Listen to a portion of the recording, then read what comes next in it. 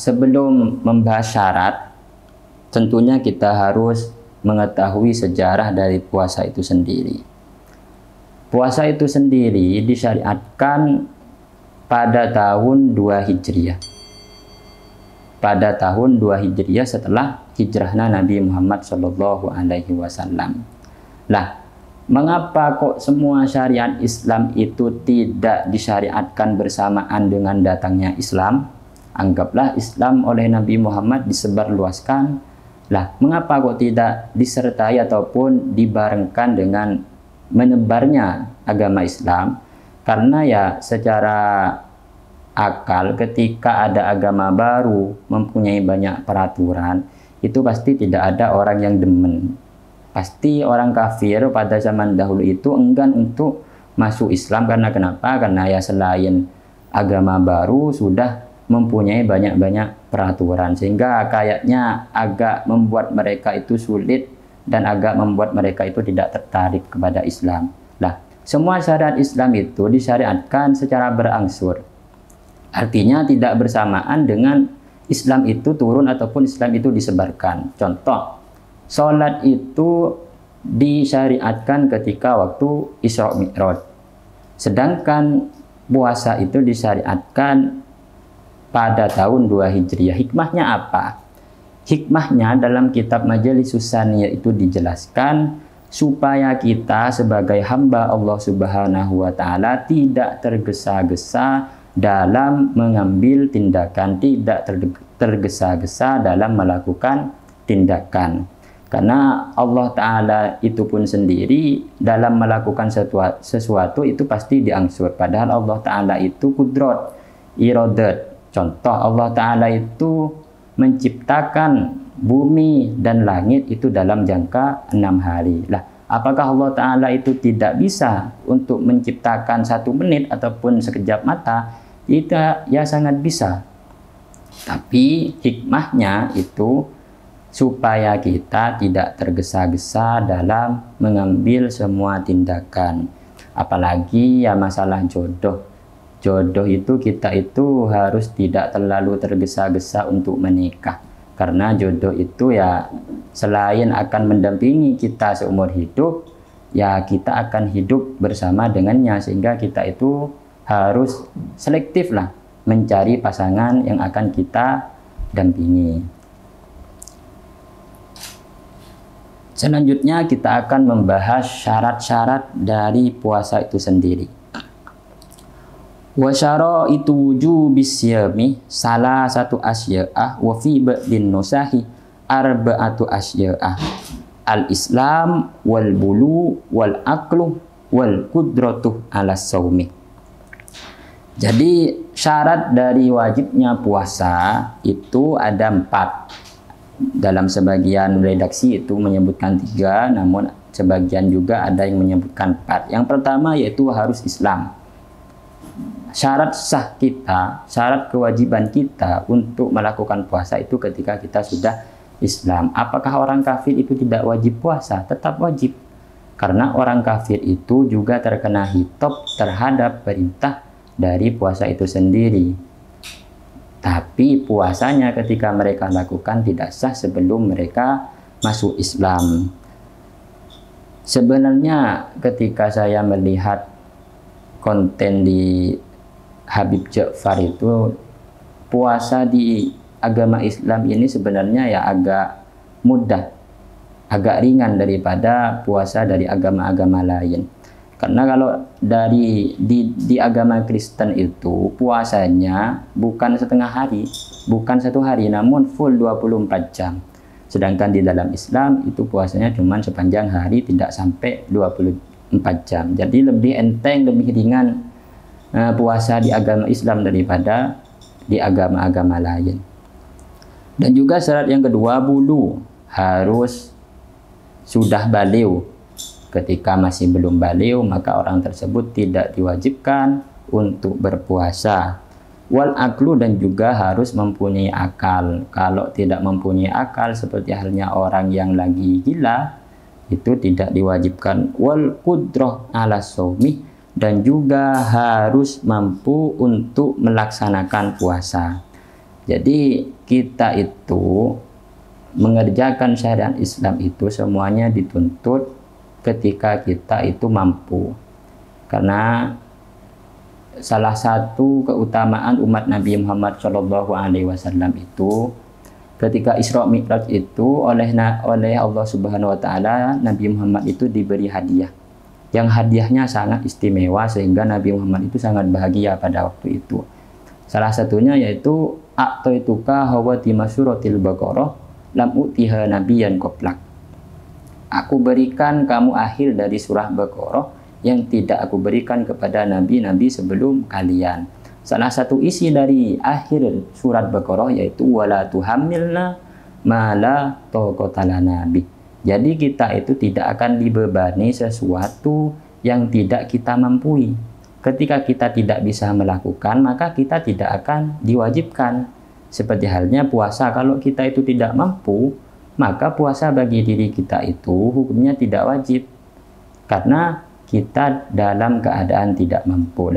Itu sebuah keistimewaan dan sebuah khosois umat Nabi Muhammad SAW. Karena umat terdahulu itu mampu tidak mampu, wajib melakukan syariat yang disyariatkan pada waktu itu. Sedangkan umat Nabi Muhammad sekarang itu kalau mampu ya harus lakukan, kalau tidak ya tidak apa-apa, tidak wajib. Nah, terus apakah orang yang sedang bekerja dengan pekerjaan berat itu masih wajib untuk melaksanakan puasa? Karena terkadang orang itu saking beratnya pekerjaan, terkadang mereka itu tidak mampu untuk melaksanakan puasa.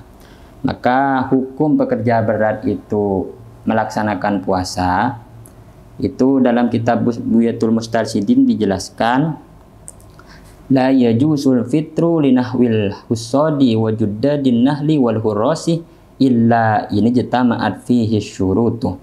Jadi bagi pekerja berat itu tetap wajib untuk berpuasa. Lah, boleh untuk tidak berpuasa kapan? Ketika terpenuhi syarat-syarat sebagai berikut. Karena pekerja berat itu boleh untuk tidak berpuasa ketika syarat-syarat yang akan dijelaskan ini sudah terpenuhi semua. Saya bacakan. Wahasiluha kama yu'lamu min kalamihim sittatun. Ada 6 syarat. Alla yumkina ta'khirul amal ila syawwalin wa ayyata'addarul amal lailan aw lam yunihi dalika fayuaddi ila talafi aw naksihi nakson la yutawabanu fihi. Jadi syarat pertama itu diharuskan pekerjaannya tidak mungkin ditunda, harus dilakukan ketika bulan Syawal. Artinya pekerjaannya harus dilakukan pada waktu ini. Ketika pekerjaannya itu boleh ataupun bisa ditunda dilakukan di waktu Syawal, maka pekerja berat itu tidak diperbolehkan untuk tidak berpuasa. Jadi syaratnya yang pertama pekerjaannya harus tidak bisa ditunda sampai bulan Syawal, ataupun tidak bisa dikerjakan di waktu malam, ataupun ketika ditunda bangunannya, anggaplah contoh bangunannya akan rusak ataupun mengalami kekurangan sehingga mengalami kerugian. Maka ketika pekerjaannya memenuhi syarat seperti ini, bagi orang yang bekerja itu diperbolehkan untuk tidak berpuasa. Itu syarat yang pertama.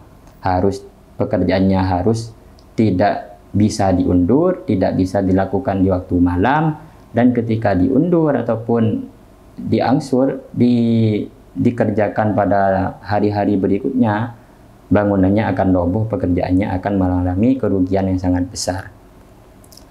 Syarat yang kedua, wa ayyashqa alaihi shaumu masyaqqatan la tuhtamalu adatan bi an tubi hatta yammuma awil julusa fil fardi hilafan libni hajarin.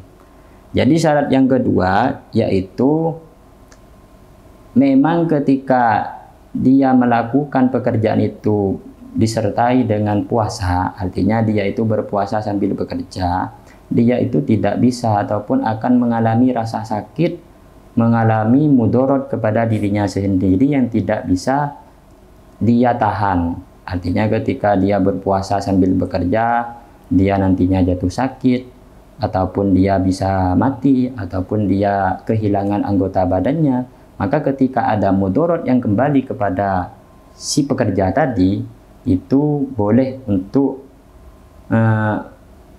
tidak berpuasa pada waktu itu.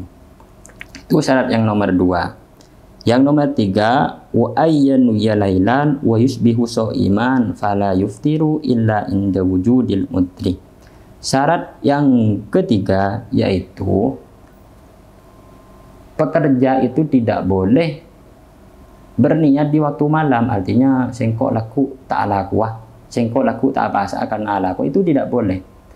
Kewajiban pekerja itu tetap niat di waktu malam, terus ketika pagi hari tetap berpuasa, namun ketika ada udzur nantinya, anggaplah kayaknya dia kalau terus berpuasa akan sakit, akan mati, maka pada waktu itu boleh untuk membatalkan puasanya.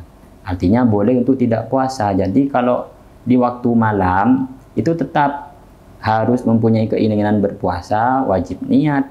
Kemudian di pagi hari itu harus puasa. Ketika di pertengahan hari itu sekiranya ada hal-hal yang akan memudorot kepada diri si pekerja berat itu tadi, maka itu diperbolehkan untuk berbuka puasa ataupun membatalkan puasanya.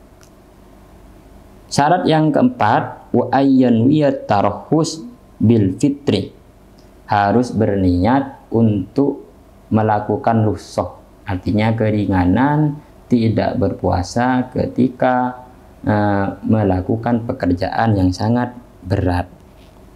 Ini syarat yang nomor 5 kayaknya. Terus syarat yang terakhir, wa alla yaksida dalikal amal wa taklifa nafsihi limahdit tarahhus bil fitri wa illa imtana'ah. Jadi syarat yang terakhir itu adalah keringanan ataupun rukhsah itu jangan jadikan tujuan utama untuk tidak berpuasa. Contoh, saya besok akan bekerja karena supaya saya tidak berpuasa, itu tidak boleh. Ataupun saya besok akan bepergian jauh yang melebihi masa fatul qasri supaya saya tidak mempunyai keringanan untuk tidak berpuasa, itu tidak boleh. Karena kenapa? Karena tujuan awal dari orang itu hanya untuk mendapatkan keringanan, itu tidak boleh. Artinya keringanan itu dijadikan alternatif, dijadikan jalan terakhir untuk dilakukan ketika seandainya ia bepergian kayaknya tidak kuat, maka rukhsah itu sendiri bisa untuk diamalkan. Jadi kalau dijadikan tujuan utama itu tidak diperbolehkan. Jadi bagi pekerja berat itu diperbolehkan untuk tidak berpuasa ketika memenuhi syarat-syarat yang sudah saya jelaskan tadi.